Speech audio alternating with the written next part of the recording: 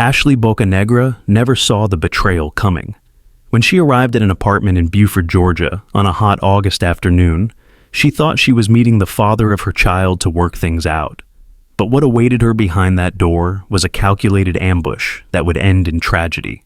Antonetta Stevens, 27, and her 17-year-old accomplice, Janine Gonzalez, had a different plan in mind. A plan driven by rage and betrayal over a love triangle that would turn deadly. Lured to an apartment on Beaufort Drive, Ashley was met with an ambush. Her attackers, 27-year-old Antonetta Stevens and 17-year-old Janine Gonzalez, had plotted a vicious confrontation after Antonetta learned about her fiancé's double life. The story revolves around a tragic love triangle involving Antonetta Stevens, her long-term partner, Daniel Gonzalez, and Ashley Bocanegra. Stevens and Gonzalez had been together for 5 years and had a 3-year-old son. Unbeknownst to Stevens, Gonzalez was also involved with Bocanegra, his manager at a local store. Gonzalez confided in his 17-year-old sister, Janine, about his dual relationships, entrusting her with this sensitive information. Janine revealed the affair to Stevens, igniting a series of devastating events. Consumed by betrayal and anger, Stevens, with Janine's help, devised a plan to confront Bocanegra. Using Gonzalez's phone, Stevens lured Bocanegra to her apartment under false pretenses. Bocanegra, who shared a child with Gonzalez, agreed to meet, unaware of the impending danger. Janine, ready to document the encounter, followed closely behind with her phone. The confrontation quickly escalated to violence. Stevens threw the first punch, screaming, "I will murder you," as Janine filmed the scene. Stevens and Janine attacked Bocanegra with relentless fury. Get off me. Say hi to Daniel. Get off me. Say hi to Daniel. Get the f off me. You know he said I could come out here and f you up, right? Okay, good. You know that, right? Uh-huh. He's in the house with our son. Hey, wow. He said I could f you up. Yep, this is what we do. If I get mad and he knows I'm leaving, he feels sad. He says, I'll let you f her up. That's what I'm doing. F you up. All right. Tell me everything. You got it. Get off. Nope. No, you ain't got. You don't get get to say my so. man, right? Won't be in front of my man, right? Get off. Right? You his manager? I'm getting you fired. That's bias. Okay, so Yep, that's a conflict of interest. I'm showing this to the job. You're f***ing my while he's on the clock. My going there trying to ruin his family. He has a whole son. You're mad for him? Okay. Get off. Wow. Can you get up? Get the f off me. Does that? What I tell you? Get the f off me. Dragging her down the street by her hair. Witnesses later reported hearing screams as the brutal assault unfolded. During the attack, they also snatched Bocanegra's phone, intending to use it to humiliate her further by exposing the affair to her husband. After leaving Bocanegra bloodied on the sidewalk, Stevens and Janine returned to the apartment without remorse. Gonzalez, who had been asleep during the attack, awoke to find the aftermath of the violent encounter. Bocanegra, despite her injuries, managed to return to the apartment and plead for the return of her phone. The attackers gave it back, but the damage had already been done. Recorded just moments after she was attacked, we see Ashley clearly struggling in this video exclusively obtained by True Crime News.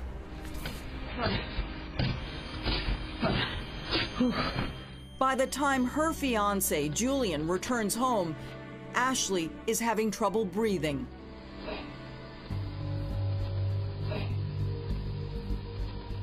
She looks really messed up, so right away he just makes a decision to rush her to the hospital. 2 hours later, Gwinnett County Police show up at Antonetta and Daniel's apartment with body cams rolling. The females that are in there? The females that are fighting. Yeah. This girl, she came to my house. She's been sleeping with my fiance. She works over there. She's his manager, and she keeps on forcing him to have sex with her after he been cut it off, or she's gonna fire him. And we ended up fighting right there because she approached my home. This is my home. She lives all the way over there. Okay, is everybody in the house right now? Oh, just me. I'm the only one that fought. Just me. The girl, she left. Is your sister involved?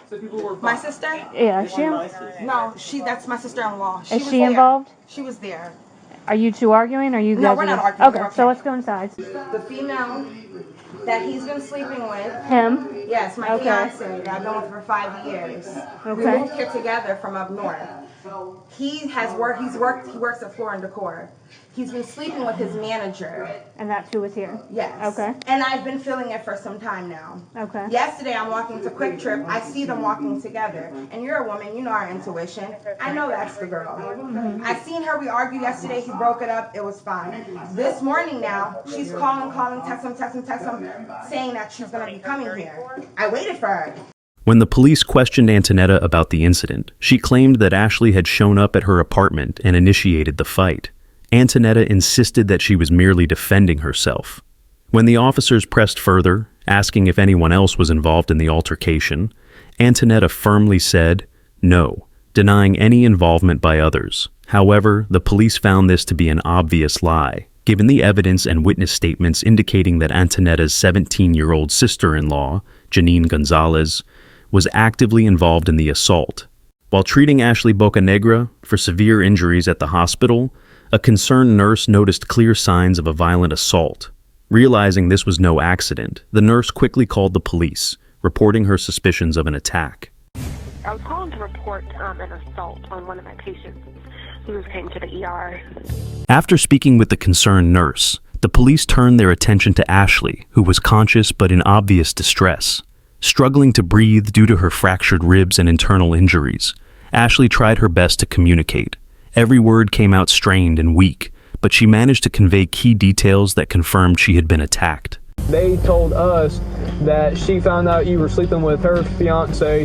Y'all went outside and had words, and y'all got into a mutual fight. Well, they got the wrong person then, because that's not what I... Unless they were looking for somebody or what, but... Sorry, keep going.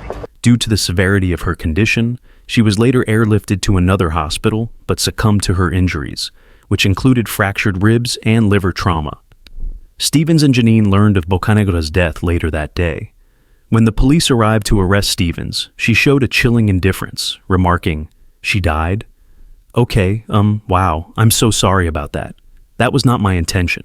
She attempted to justify her actions, claiming that Bocanegra had come willingly and that she was struggling with her mental health, citing bipolar depression. I know, that was the girls that were walking. They went to Quick Trip. Hey.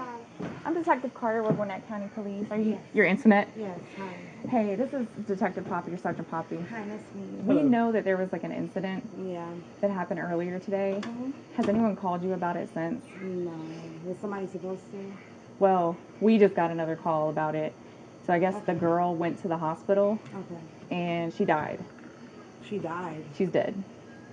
So, but we know that there was like an altercation that happened beforehand. And that was mutual, and she came here. Yeah, we understand that. Yeah. So, but because of I it, wasn't going to kill anybody. Yeah. I'm not that person. I get it. Yeah. But because of that, we have to kind of talk to you guys and get a more formal statement. True, okay. Wow, I'm so sorry about that. Yeah. That was not my intention. I've been mentally going through a lot. I have bipolar depression, and I'm just going through a lot right now. And, you know, I came here from up north with my fiance. That's him. Hey. I came here with my fiance. Okay. Yeah, so I came Are you here, the sister? His yeah, sister? Okay. Sister. I came here with my fiance to start a new life, buy a house, everything like that, and I never expected him to basically cheat on me with someone at the workplace. You know what I'm saying? So we would like to get like a formal statement. So we're going to ask that you come up to our headquarters and talk to us. It's just right up the street. Okay, all right. I hear kids. Is there someone else here that Yeah. can? There's someone here with them? Yeah. Okay. Body cam footage showed Daniel Gonzalez talking with police, visibly shaken as he recounted the incident. Officers informed him that his co-worker, with whom he had been having an affair, had not survived. Daniel's face went pale, and he seemed momentarily lost for words as the reality hit him. The officers stood silently, letting the weight of their words settle. Now with your kids, we're going to take her up and talk to her, and your sister's going to go, So just 2 cars, so 1 more car, that's it. and then we'll go from there. Okay? How long do you live here? About like a year. About a year? Yeah. Do you know Ashley? Yes, sir. How do you know Ashley? have an emotional relationship with her. Okay. So they had the altercation earlier this afternoon. Yes, sir. Okay, which you don't know anything about. No, I was informed that while I was sleeping, she went in my phone, took my phone, and yes, she deleted the messages. I'm not even gonna lie. She gave me back my phone. It was like seemed like it was untouched. Yeah. She texted the woman and said, "Hey." She basically acted like she was me. I know. I swear she probably still has the messages. Ashley. So she texted me and she was like, she acted like she was me, and she said, "Hey, my wife kicked me." She's not my wife, but she said that. I guess that's what she said when it came out in love. So she kicked me out. Can you come meet me? She used basically her emotional, the way she feels towards me, to get her over here. And when she got her over here, Hey, Carl. Go ahead and just take them over by your car. what's gonna happen? Just go ahead and take them over by your car. Please. We are. Hold on one second. So then she came over. So she asked her to come over. She was pretending to be you. Yes, ma'am. And then what? She fought her. She had to, because the way when I opened, I literally woke up and was like, all When you say is, she fought her, like she had to fight who? her because they had to fight or get in an altercation. Because when I heard this, like I literally woke up and I'm like, what the heck? And all I hear is them yelling amongst each other, my sister and her. You know, I guess like hyped. So Ashley came here to your door because they took her phone. I guess they took her phone because I got to give it back to her. Oh, they took her phone. Yes. Okay. Because she was gonna text, I guess her man, and like you know, she was hurt. So, but now I wake up and I'm like, oh, there's knocking at the door, but I hear bickering. So I'm like, yo, y'all don't hear this door? I'm like, what the heck? I open the door and I just see, I just closed it immediately. How did she look when she opened the door? I'm not gonna lie. She looked up? Yeah. Okay. Is she hurt? Let me see. Like real bad?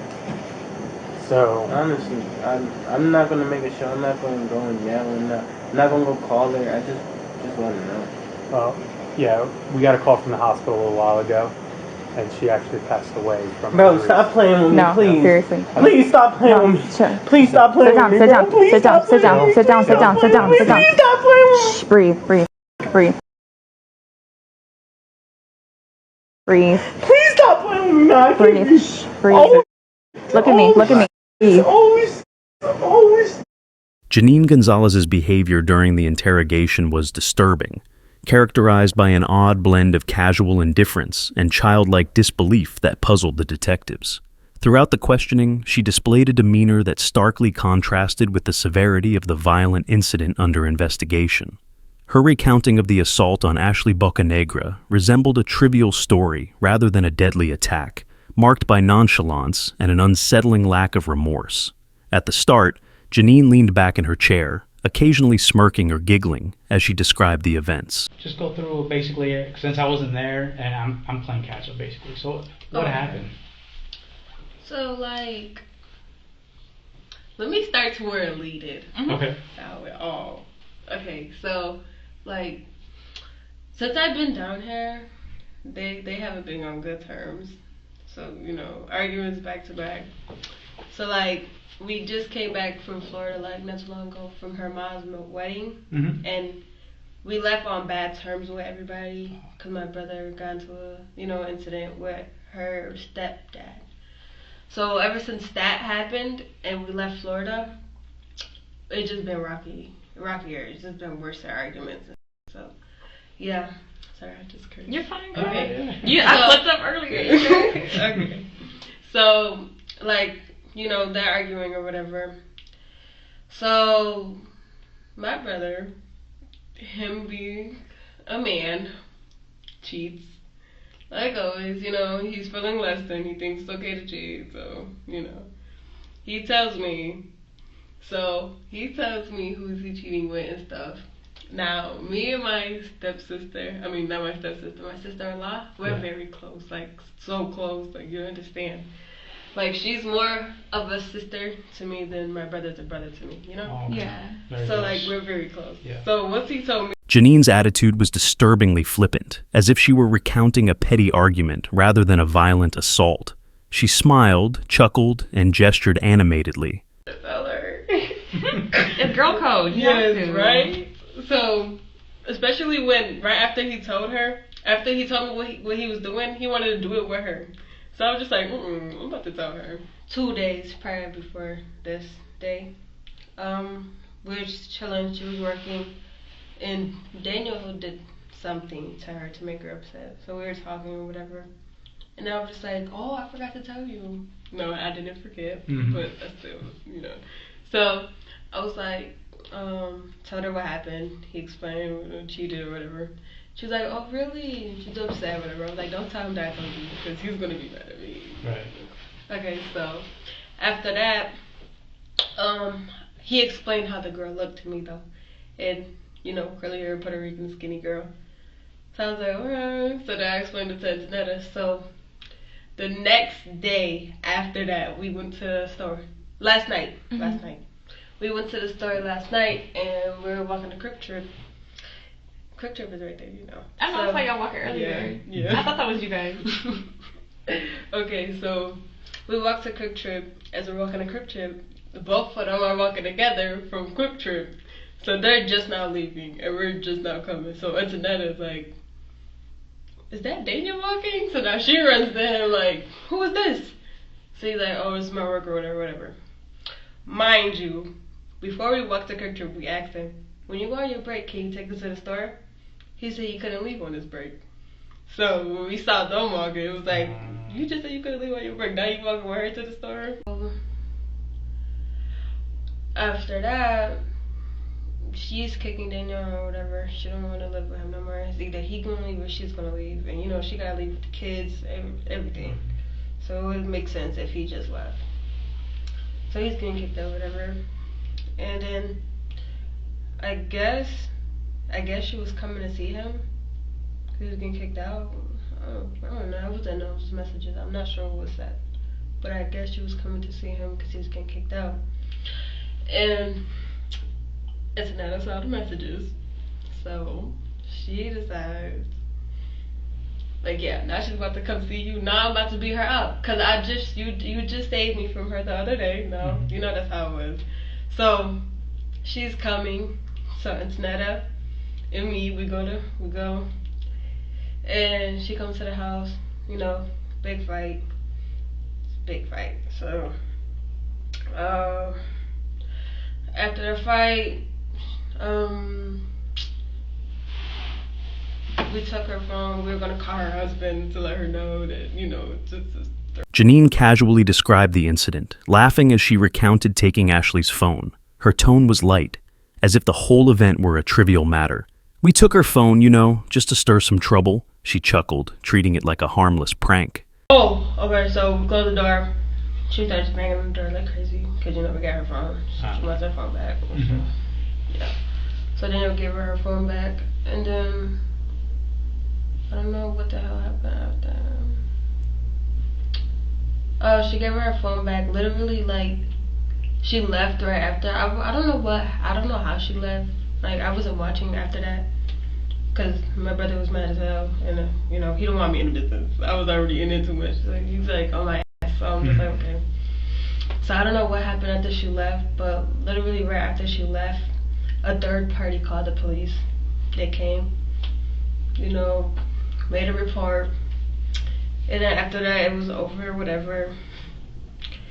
And then, just know you guys came. Yeah, that's all I know. When you guys fought, how long did that fight last?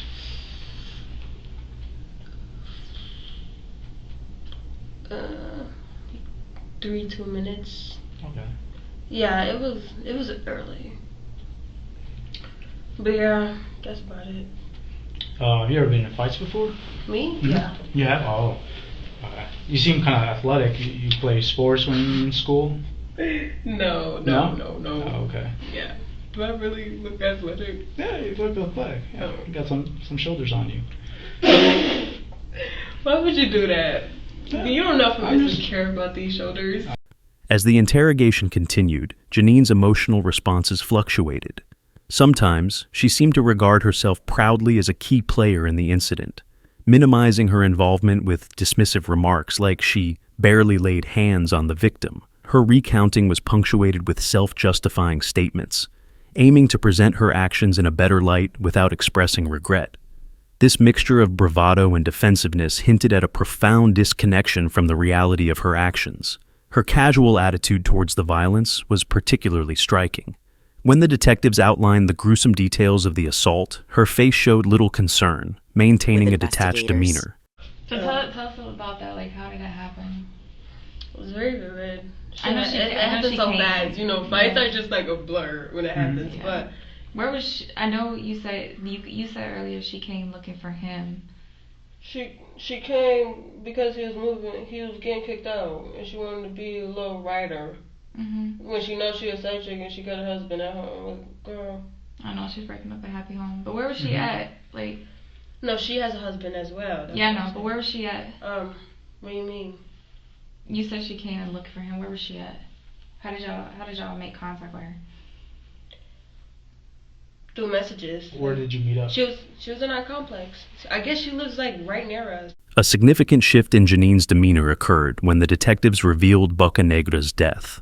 Up until that point, she had been almost nonchalant, but the mention of dead triggered a dramatic reaction.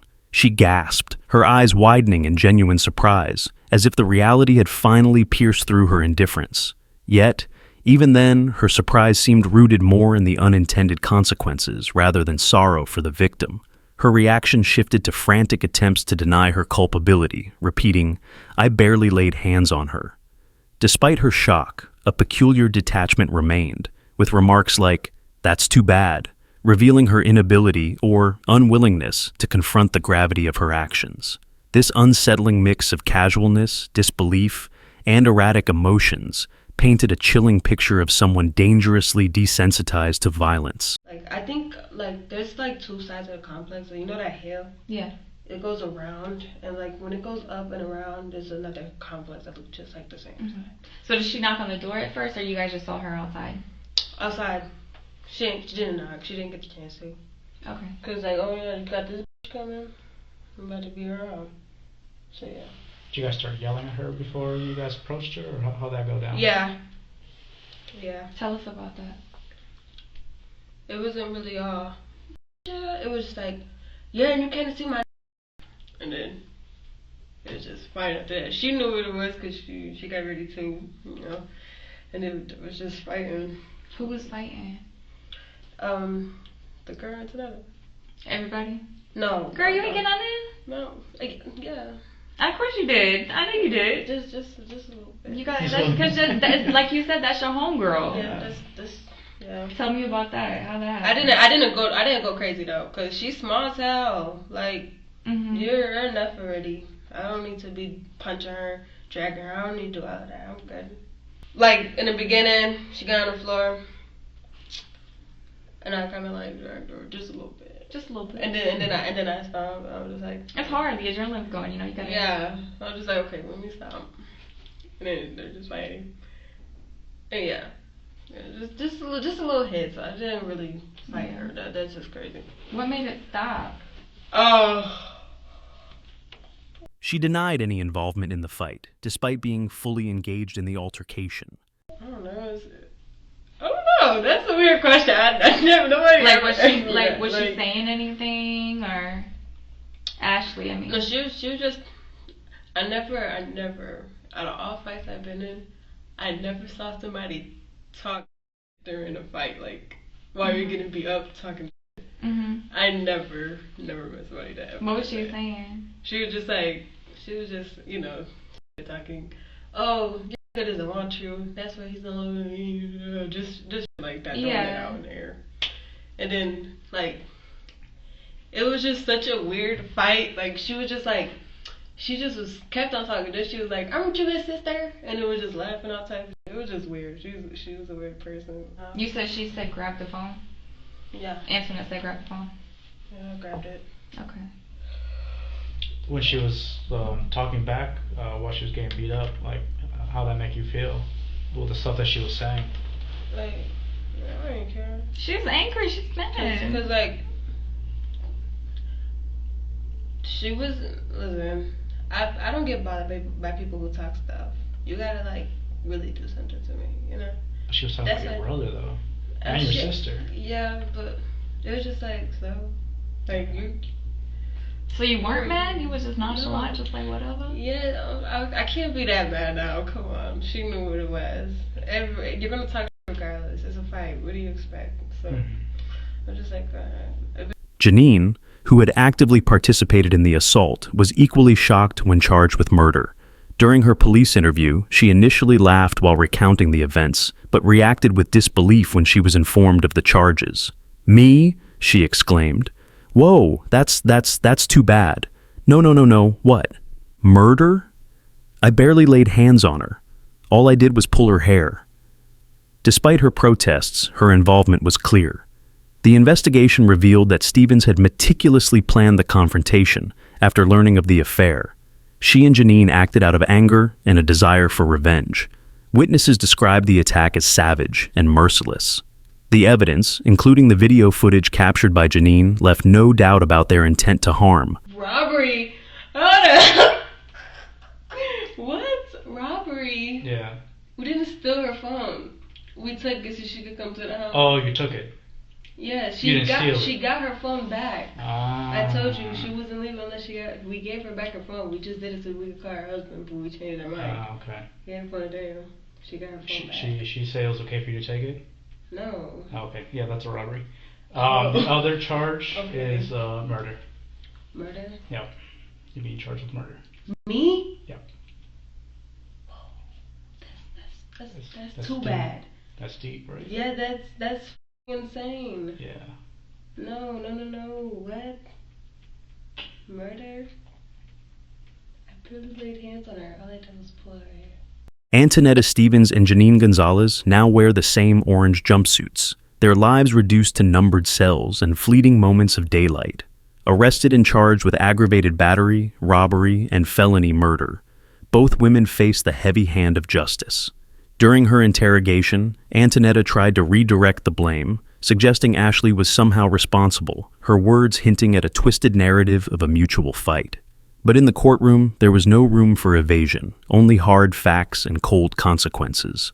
Antonetta and Janine now face 20 years in state prison, convicted of voluntary manslaughter and robbery by force. Their sentences mark the end of freedom, leaving them to confront the memories of that tragic day. But the most profound losses linger beyond prison walls. Daniel Gonzalez, once caught in a volatile storm, now bears the weight of a broken family, trying to hold together what remains for their 3-year-old son. Meanwhile, Ashley's 7-year-old son must navigate life without the mother he lost, without her love or guidance. This violent act didn't just take lives, it shattered them, leaving children to grow up in the long shadow of their parents' mistakes, and families struggling to rebuild what can never be fully restored. Thank you for joining us for yet another episode. We appreciate your time and support. Make sure to join us next time for more compelling stories and in-depth discussions. And don't forget to hit that subscribe button and stay connected with our channel. Thank you, and see you next time.